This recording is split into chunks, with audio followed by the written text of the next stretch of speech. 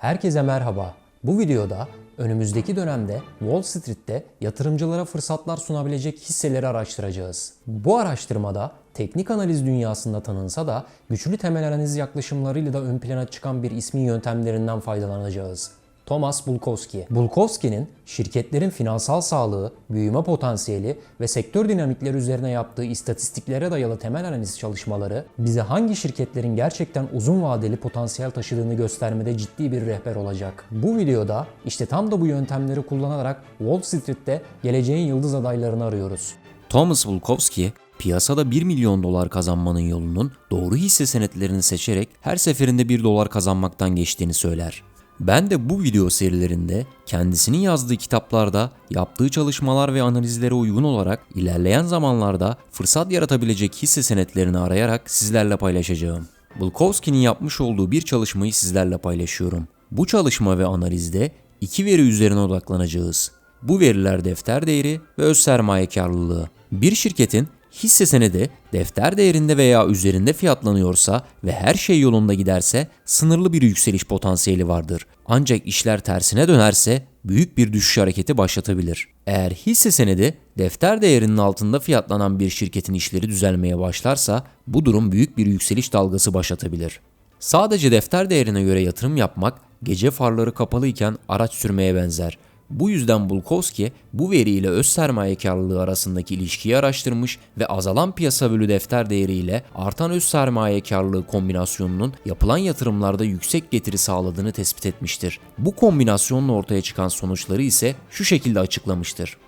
10.000 doların 1 yıldan 5 yıla kadar vadelerde getiri oranlarını sıralayan Bulkowski, eğer fiyat bölü defter değeri oranı azalıyor, aynı zamanda öz sermaye karlılığı da azalıyorsa 10.000 doların 5 yıl sonunda getirdiği getirinin 15.982 dolar olduğunu, eğer fiyat bölü defter değeri oranı azalıyor, öz sermaye karlılığı artıyorsa 10.000 doların 5 yıl sonunda 16.803 dolar getirdiğini, eğer fiyat bölü defter değeri oranı artıyor, öz sermaye karlılığı azalıyorsa 10.000 doların 5 yıl sonundaki getirisini 17.131 dolar, eğer fiyat bölü defter değeri oranı artıyor, öz sermaye karlılığı da artıyorsa 10.000 doların 5 yıl sonunda 16.715 dolar getirdiğini, eğer bu hisse senedi küçük sermayeli bir şirkete aitse ve fiyat bölü defter değeri oranı azalıyorsa, aynı zamanda öz sermaye karlılığı artıyorsa 10.000 doların 5 yıl sonunda 20.108 dolar getirdiğini, yine bu hisse senedi küçük sermayeli bir şirkete aitse ve fiyat bölü defter değeri oranı azalıyor, aynı zamanda hisse senedi fiyatı 15 dolar 80 sent altındaysa ve öz sermaye karlılığı artıyorsa 10.000 doların 5 yıl içinde 24.080 dolar getirdiğini tespit etmiştir.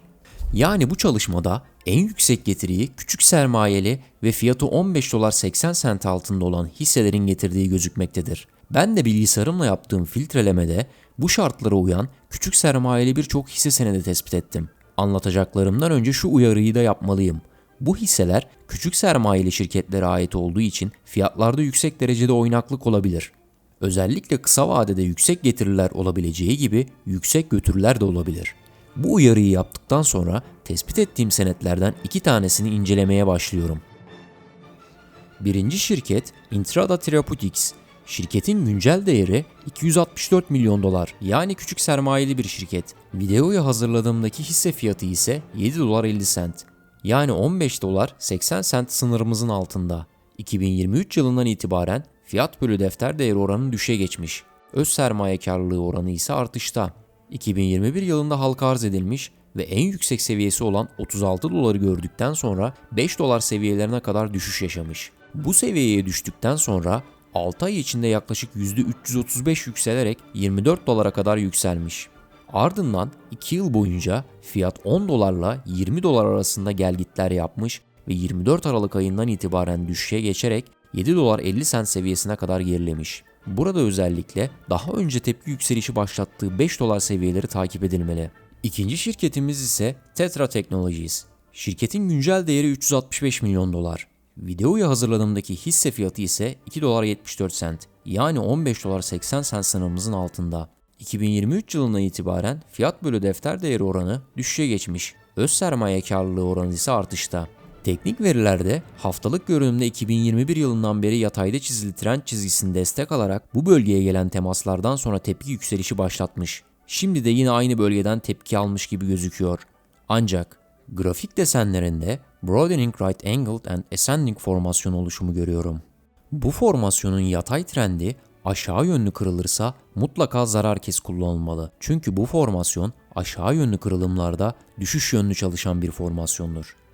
Hisse Avcısı serimizin bu bölümünde Thomas Bulkowski'nin istatistiksel analizlerinden yola çıkarak düşük fiyatlı ama yüksek potansiyelli iki küçük sermayeli hisseyi sizlerle birlikte değerlendirdik. Unutmayın, burada anlattıklarım bir yatırım tavsiyesi değil, veri temelli fırsatları inceleyerek kendi analizlerinizi yapmanız için bir rehber niteliğindedir. Eğer bu tarz içerikleri beğeniyorsanız videoyu beğenmeyi ve kanala abone olmayı unutmayın. Yorumlar kısmına sorularınızı ve fikirlerinizi yazarsanız birlikte tartışabilir ve daha fazla fırsatı birlikte değerlendirebiliriz.